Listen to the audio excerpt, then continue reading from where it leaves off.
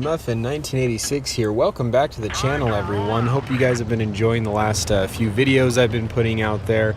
Just trying to mix it up a little bit with just some things that are just like for fun. Also just some commentary videos, just to really mix things up. Hope you guys enjoy them. I'll just be continually doing that, and I would love your guys' feedback to see what you guys like. If there's things I'm doing maybe you guys don't like. But anyway, diving right in, I want to just do some final commentary, final thoughts, T28 Defender, some gameplay, just go over a few things, because I feel like there's a difference between going over like actual stats and then the actual feel of the tank.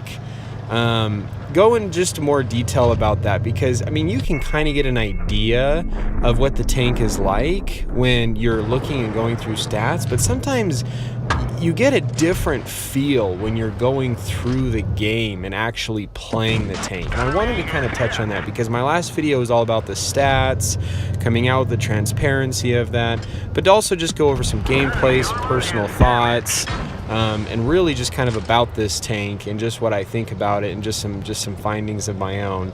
So anyway, just to kind of kick and start things off, got a mastery game for you guys, which was actually kind of funny because I had one game where I was a mastery and I didn't really feel like it was mastery worthy, but then I had another game in this where I did way more, I felt like, and I only got a second class, so I wasn't sure exactly how that worked, which was kind of funny.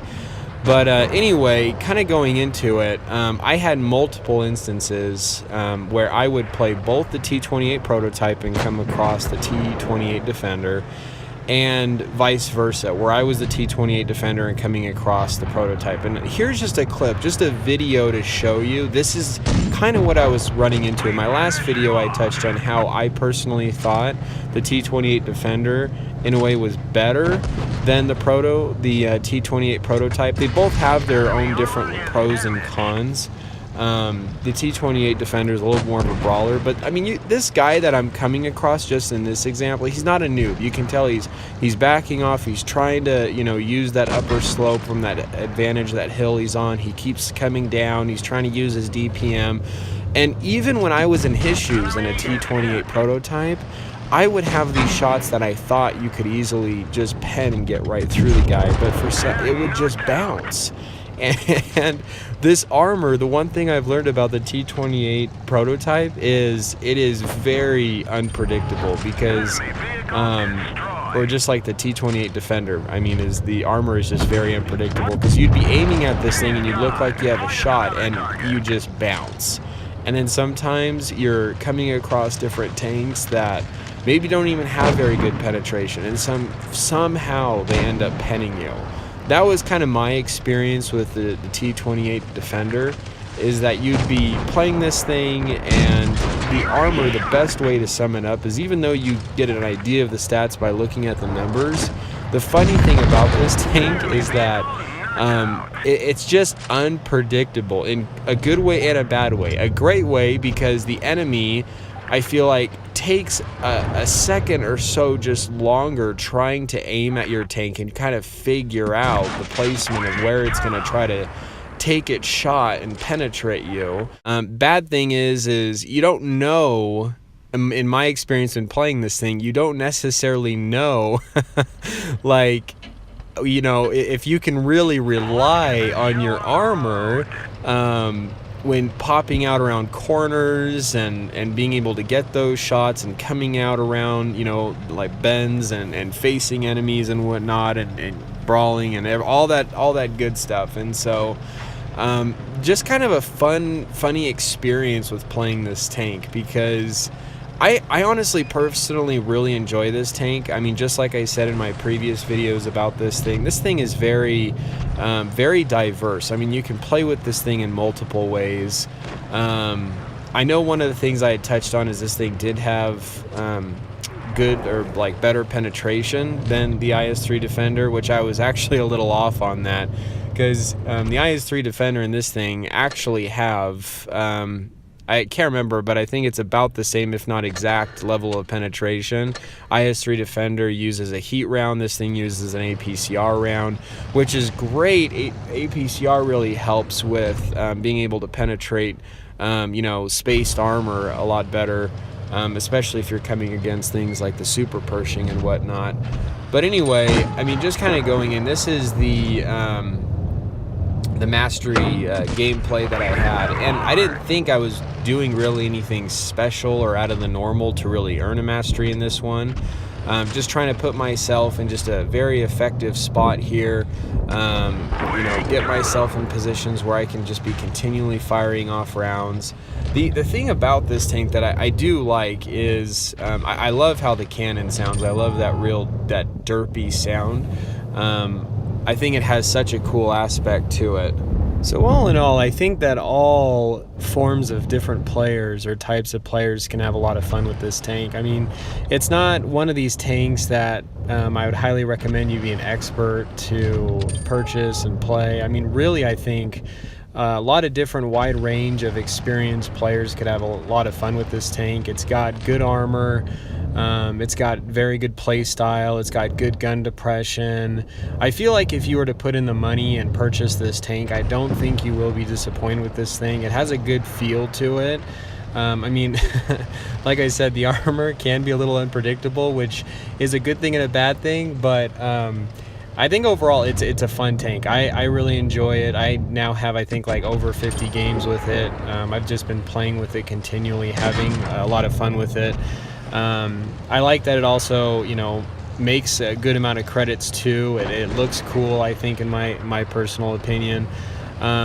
It doesn't feel like it's too slow. I mean, it definitely feels like it's slower than some tanks, like some other heavies, but it doesn't feel too slow, which is good. I feel like I can get around the map, and get to different places effectively that I need to. Not as fast, but like I said, a little bit more on the slower scale, so it's not too bad. The accuracy really isn't too bad, as you can see there just on that KV4 that I got that shot off.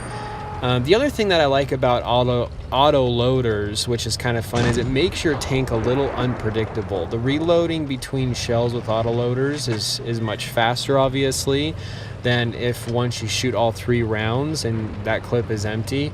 The enemy doesn't necessarily know that most of the time, and so they only know that if they've probably seen you shoot all 3 of those rounds.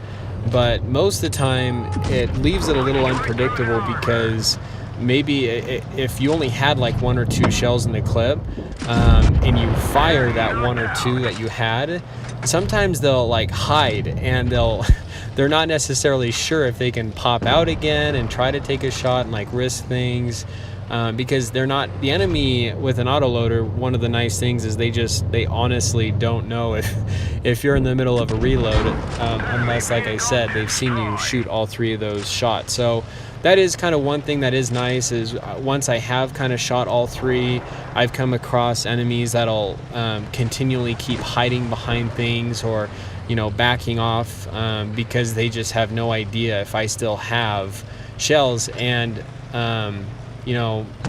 like it's quite nice, because I'll be in the middle of this really long reload, but yeah, I mean, so anyway, that makes it quite nice. So good gameplay, and so yeah, this was the mastery game that I had. As you can tell, I mean, I didn't feel like I was playing all that spectacular. I mean, I even missed that back shot there, which was pretty sad, just hitting the track. Just doing a little over 3,200 damage and just a few kills here, but it ended up being a mastery game, and I was like, okay, a little surprising, considering I've been watching some YouTube videos on this thing where some players have had like over 5,000 damage in this thing, and more kills than this.